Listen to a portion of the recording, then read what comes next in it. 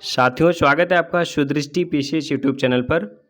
साथियों, जैसा कि कल मैंने बताया था कि प्री और मेंस की एक साथ तैयारी कैसे करनी है, उसकी मैंने कल जो रणनीति बताई थी, उसमें आपको बताया था कि हिंदी आलेखन प्रश्न पत्र जो होता है 100 अंक का मुख्य परीक्षा का, उसमें 40 अंक वाला पोर्शन जो नीचे वाला मैंने डिफ़ाइन किया था, उसको मैंने कहा था कि सबको, चाहे नए अभ्यर्थी हों, चाहे पुराने अभ्यर्थी हों, जो लगातार मेंस लिख रहे हैं, सबको क्या करना है, उसको प्री से पहले ही तैयार कर लेना है। उसमें क्या-क्या होता है, 20 अंक की शब्दावली होती है हिंदी से अंग्रेजी और अंग्रेजी से हिंदी प्रशासनिक शब्दावली। 10 अंक के कंप्यूटर के प्रश्न होते हैं 5 और 10 अंक के मुहावरे होते हैं, 5 मुहावरे पूछे जाते हैं, मुहावरे एवं लोकोक्ति। तो आपको बताया था कि मैंने कि यही प्रशासनिक शब्दावली आपको प्री से पहले ही तैयार कर लेनी है और प्री के बाद जब मेंस देने के लिए जाएँगे आप, तो उसके पहले जो उसका समय मिले आपको, उसमें रिवीजन करना है इसका। ठीक है? तो इसमें कुल 40 अंक में 20 अंकों की के 10 प्रशासनिक शब्दावली आती है, अर्थात एक शब्द जो होता है वो 2 अंक का होता है। वास्तव में हिंदी से अंग्रेजी और अंग्रेजी से हिंदी याद करने में, जैसे उसमें 10 हिंदी से अंग्रेजी पूछी जाती हैं और 10 अंग्रेजी से हिंदी, लेकिन यहाँ पर हम आपको अंग्रेजी से हिंदी पढ़ाएंगे, क्योंकि चाहे आप अंग्रेजी से हिंदी याद करें या हिंदी से अंग्रेजी याद करें, प्रश्न इन्हीं में से आते हैं। जैसे पूछ दिया अधिवास को क्या कहा जाता है, तो जैसे 7 नंबर पर देखिए आप डोमिसाइल लिखा है, तो डोमिसाइल को अधिवास कहा जाता है और यही प्रश्न पलट के पूछा जा सकता है कि अधिवास की हिंदी रूपांतरण क्या होगा अधिवास का। तो आप लोग यहाँ पर ये ऐसे पढ़ाएंगे। तो सारे जो प्रश्न हम इस पीडीएफ में मैंने 35 शब्दावली कवर की है, ऐसे ही लगभग 20-25 पीडीएफ आपको उपलब्ध करा देंगे, जिसमें सारी शब्दावली कुल मिलाकर 500 या 600 शब्द होंगे, जो आप अच्छे से पढ़ लेंगे तो आपके इसमें 20 में 20 पूरे अंक आ पूरे अंक आ जाएंगे। तो आपको यहाँ पर बता दें कि ये शब्दावली वाला पोर्शन इतना अच्छा होता है कि इसमें आपने अच्छे से अगर कर लिया और अच्छे से सही सही हिंदी रूपांतरण और अंग्रेजी रूपांतरण लिख दिया शब्द का, तो आपको 20 में से 20 अंक मिल जाते हैं। लेकिन आपको यहाँ पर ध्यान क्या रखना होता है कि आपको जैसा कि देखा होगा कि एक एक अंक की लड़ाई होती है, तो आपको हर एक अंक के लिए लड़ना है। इस प्रश्न पत्र में जो हिंदी वाला होता है, इसमें 65 से 70 जानने में और 70 से 75 जानने में बहुत मेहनत करनी पड़ती है। तो आपको जैसा हम बताएं कि इस प्रश्न पत्र में यही एक पोर्शन है 40 अंक वाला, जिसमें आप थोड़ी मेहनत करेंगे तो आप पूरे के पूरे 40 में 35 से 38 अंक तक ला सकते हैं। और उसमें सबसे अधिक योगदान होता है शब्दावली का, जिसमें 20 में 20 आपको अंक मिल जाएंगे। बस ये 500-600 शब्द जो हैं वो आपको बिल्कुल याद करने हैं, इनको समझना है और इनको रट लेना है। बस यहाँ पर एक बात याद रखनी है कि शब्द का जो सटीक अर्थ होता है वही आपको लिखना है। शब्द के अर्थ में या शब्द के रूपांतरण में बदलाव ना हो, कि शब्द का मतलब जो उसमें मूल शब्द का हिंदी रूपांतरण बिल्कुल सटीक होता है। आपने अगर सटीक रूपांतरण लिखा तब तो आपको 2 अंक मिलेंगे, और आगे आपने अगर जरा भी इधर उधर हेर फेर कर दिया, थोड़ा बहुत उसका रूप बदल दिया या उसकी इंटेंसिटी जो है वो थोड़ा कम ज़्यादा हो गई, शब्द की तीव्रता कम या ज़्यादा हो गई, तो फिर क्या होगा, आपको 2 अंक नहीं मिलेंगे। और इसमें कोई आधा अंक या 1.5 अंक का कोई कॉन्सेप्ट नहीं है। मिलेगा तो 2 अंक मिलेंगे और नहीं मिलेगा तो 0 मिलेगा। ठीक है? तो आप लोग बिल्कुल अच्छे से इसको याद करें, बिल्कुल समझ लीजिए कि रटना है आपको। चलिए प्रारंभ करते हैं। प्रशासनिक शब्दावली का ये पहला भाग है। पहला शब्द देखते हैं, पूर्ववृत्त का है। पूर्ववृत्त, पूर्ववृत्त क्या होता है? इसको बोलते हैं अंग्रेजी में एंटीसीडेंट्स होता है। जैसे जुडिशरी में ये शब्द यूज किया जाता है पूर्ववृत्त, जैसे पहले कोई आर्डर दिया गया हो तो उसी के रेफरेंस पे आगे आर्डर दिए जाते हैं, उसको एंटीसीडेंट्स बोलते हैं हम। रीएप्रोप्रिएशन, ये प्रश्न पूछा जा चुका है समीक्षा अधिकारी 2017 में या 2000 उसके पहले 14 वाले में। पुनर्विनियोग, इसका हिंदी रूपांतरण क्या होगा? पुनर्विनियोग। अगला प्रश्न है डिफेंडेंट, देख लीजिए डिफेंडेंट की वर्तनी, इसमें स्पेलिंग भी आपको याद करनी होगी। इसका हिंदी रूपांतरण क्या होता है? प्रतिवादी। अगला शब्द है मैनिफेस्टो। मैनिफेस्टो होता है घोषणा पत्र। आप लोग इसको लिखते जाएं, अपने नोट्स बना लें।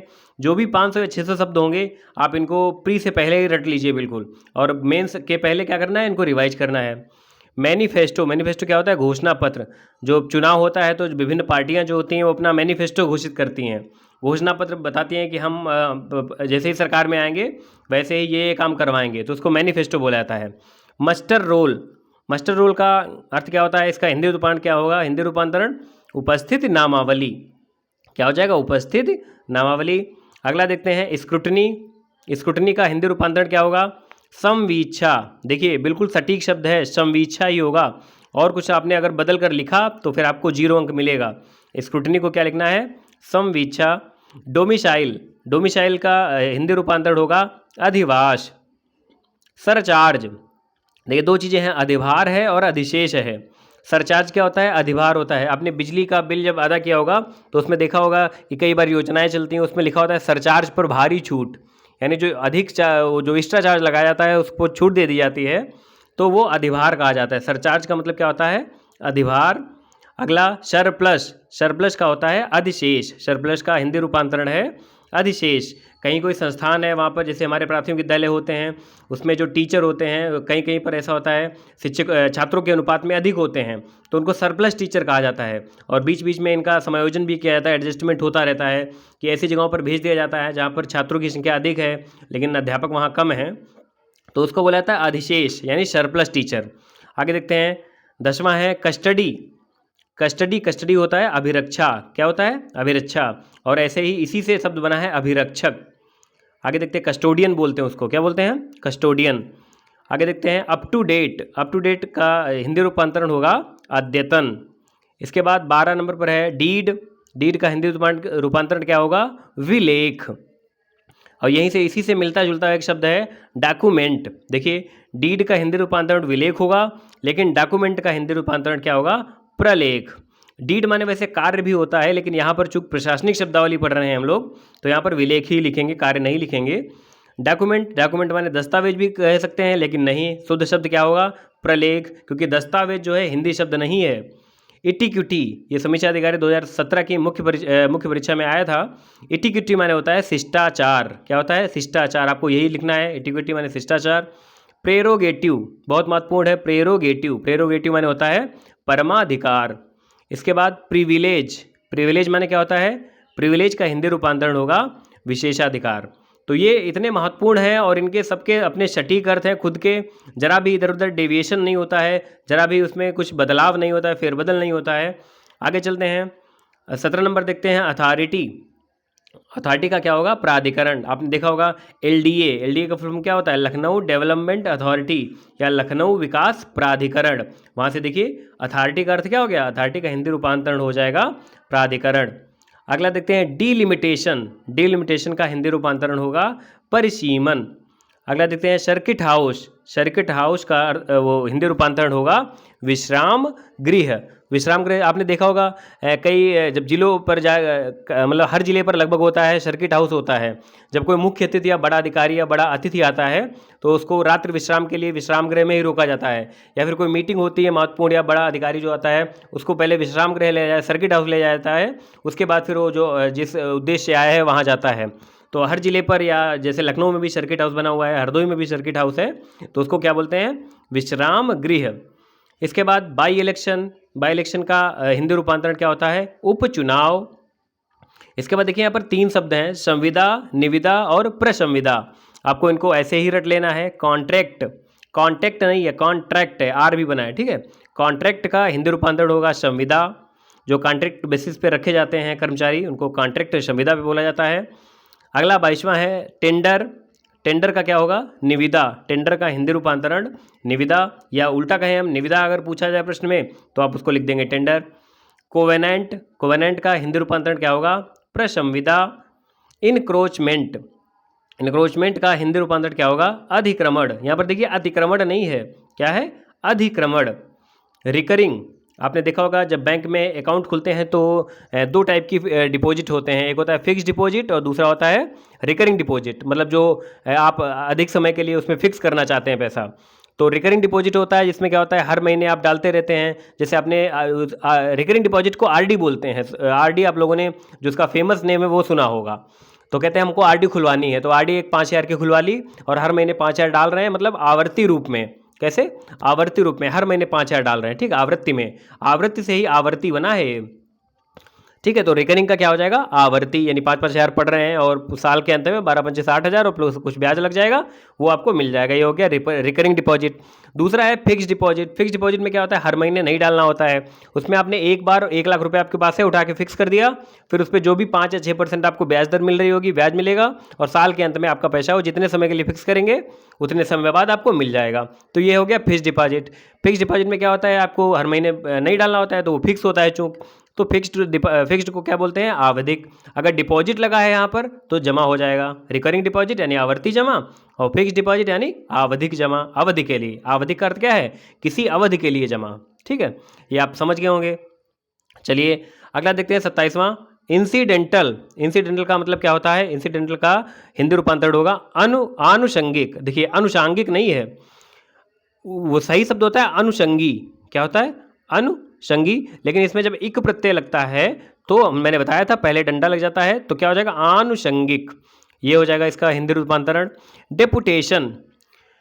डेपुटेशन क्या होता है? डेपुटेशन होता है प्रतिनियुक्ति। क्या होता है? प्रतिनियुक्ति। जब कोई अधिकारी, जैसे आपने कई बार सुना होगा कि एक ब्रांच से दूसरी ब्रांच पे डेपुटेशन पे जाते हैं किसी विशेष काम के लिए, या शिष्टमंडल आता है तो उसको भी डेपुटेशन ही बोला जाता है। ठीक है। Counter part. काउंटर पार्ट इसका होता है प्रतिस्थानी। प्रतिस्थानी का अर्थ मतलब क्या होता है काउंटर पार्ट का, ये भी आपको बता दें। चूंकि ये बताने से आप जब अर्थ समझ जाएंगे, ऐसे रटेंगे तो थोड़े दिन रट लेंगे, उसके बाद दिमाग से निकल जाएगा, लेकिन जब अर्थ समझ जाएंगे तो वो दीर्घ काल के लिए आपके दिमाग में बैठ जाएगा। काउंटर पार्ट होता है प्रतिस्थानी। कोई समूह है, संगठन है या देश है समान पद पर जो हो, जैसे अपने देश का राष्ट्रपति दूसरे देश के राष्ट्रपति का काउंटर पार्ट है। किसी देश का किसी संगठन का अध्यक्ष जो है और वो दूसरे संगठन के अध्यक्ष, दोनों काउंटर पार्ट हुए। ठीक है, प्रतिस्थानी, उसको क्या कहेंगे? प्रतिस्थानी। चलिए आगे देखते हैं सब्स्टिट्यूट। सब्स्टिट्यूट का क्या होगा? स्थानापन्न। किसी एक वस्तु के स्थान पर दूसरी वस्तु का या व्यक्ति का होना, वो कहता है स्थानापन्न यानी सब्स्टिट्यूट। अब नहीं कहते हैं कि इसका कोई सब्स्टिट्यूट हो तो बताओ, तो उसका क्या हो जाएगा? स्थानापन्न। आप लोग ये तीनों बहुत महत्वपूर्ण है, याद कर लीजिए। परमिट, आपने सुना होगा कि परमिट ली जाती है, जैसे कोई वृक्ष सूखा है उसको कटाने की परमिट मिलती है। ठीक है, तो परमिट क्या हिंदी रूपांतरण क्या होता है? अनुज्ञा पत्र। लाइसेंस। लाइसेंस क्या होती है? जो जैसे ड्राइविंग लाइसेंस है, ड्राइविंग लाइसेंस, तो उसमें लाइसेंस का हिंदी रूपांतरण क्या होता है? अनुज्ञप्ति। देख लीजिए, बहुत महत्वपूर्ण है, बिल्कुल सटीक आपको अर्थ लिखने हैं, ऐसे ही रूपांतरण लिखना है। अगला देखते हैं प्रोबेशन। प्रोबेशन का हिंदी रूपांतरण क्या होता है? परिवीक्षा। जब कोई नई नौकरी लगती है, जैसे बेसिक में यह नई नौकरी लगती है तो 1 साल के लिए परीक्षा काल होता है। परीक्षा काल का अर्थ है आपकी उसमें निष्ठा चेक की जाती है कि आप अपनी कर्तव्यों के प्रति या अपनी जॉब के प्रति निष्ठावान हैं या नहीं है, अपने पद के प्रति। तो उसमें 1 साल आपको वेतन वगैरह सब समान मिलता है, या जैसे भी नियम हो आपके उस जॉब के, जैसे बेसिक में तो समान वेतन वगैरह मिलता है, लेकिन आपकी निष्ठा चेक की जाती है, आप तब तक परमानेंट नहीं होते हैं। तो प्रोबेशन का क्या हो गया? परिवीक्षा। और प्रोबेशन पीरियड का मतलब परिवीक्षा काल। ऐसे ही प्रोविजन। प्रोविजन का हिंदी रूपांतरण क्या होगा? प्रावधान। देखिए प्रावधान होता है, प्राविधान नहीं होता है, प्रावधान। और ऐसे ही अंतिम है प्रोविजो। प्रोविजो का हिंदी रूपांतरण होगा परंतुक। जैसे देखिए प्रोविजन का प्रावधान हो गया और प्रोविजो का परंतुक, ये दोनों महत्वपूर्ण हैं। तो इसमें वास्तव में कुल बहुत अच्छे महत्वपूर्ण जो शब्दावली होगी, प्रशासनिक शब्दावली, वही शामिल करेंगे और आपकी इतनी अच्छी प्रैक्टिस करा देंगे। आप लोग बस इसके नोट्स बनाते चलिए, लिखते चलिए, और इतनी अच्छी प्रैक्टिस करा देंगे कि आपके 20 में से 20 अंक पूरे यहाँ से आएंगे। ठीक है, धन्यवाद।